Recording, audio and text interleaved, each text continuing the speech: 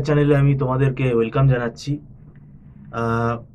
যারা MAKAUT university থেকে B Tech পড়ছো, কম্পিউটার সায়েন্স বা ইনফরমেশন টেকনোলজি যে ব্রাঞ্চই তোমরা হও না কেন, তোমাদের 2025-এর 26শে নভেম্বর থেকে ফিফথ সেমেস্টারের এক্সাম চালু হয়েছে। সেটা তোমরা পরীক্ষাটা ভালো করে দাও।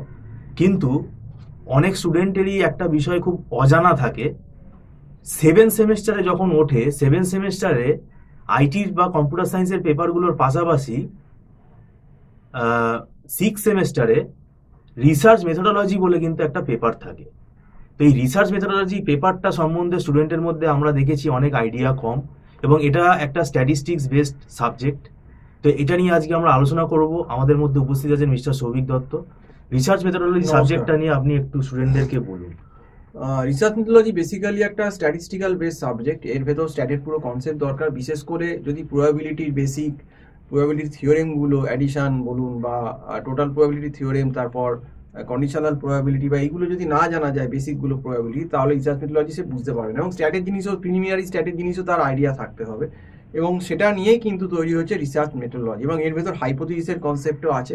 সেগুলো বুঝতে গেলে ওই প্রবাবিলিটি বললাম, বাইনোমিয়াল বললাম, নর্মাল কার্ভ বললাম, তাছাড়াও স্ট্যাটিস্টিকের যে basic frequency distribution, mean, median, mode, dispersion, coefficient, regression, এগুলো সবেরই কনসেপ্ট দরকার। নইলে কিন্তু রিসার্চ মেথোডোলজি হুট করে যে কোনোদিন স্ট্যাট পড়েনি তার পক্ষে কিন্তু একা ম্যানেজ করাটা খুব চাপের, এবং তার সঙ্গে কিছু থিওরি থাকে।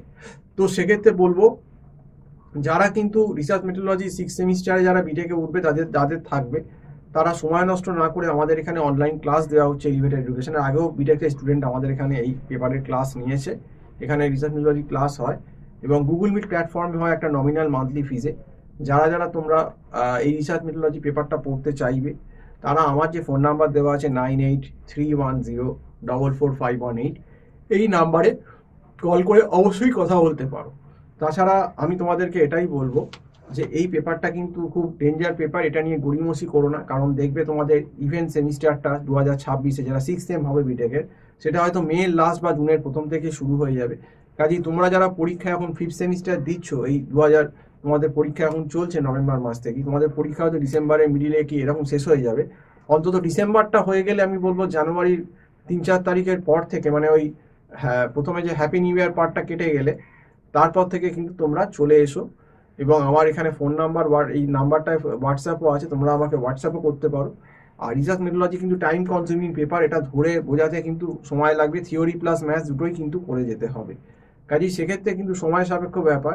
শুধু বই পড়ে না, শুধু বই পড়ে হবে না, এটা কনসেপচুয়াল অনেক ব্যাপার আছে, এগুলো হাতে ধরে শিখতে হবে। সেগুলো আমরা বোর্ডে ধরেই শেখাই এবং কনসেপ্টগুলো দিই, তবেই কিন্তু রিসার্চ মেথোডোলজি ব্যাপারটা তোমরা কনসেপ্টগুলো বুঝতে পারবে। তো যাই হোক, আজকে সম্পূর্ণ ভিডিওটা দেখার জন্য অসংখ্য ধন্যবাদ এবং নমস্কার। আজকে এই অবধি বলেই শেষ করছি।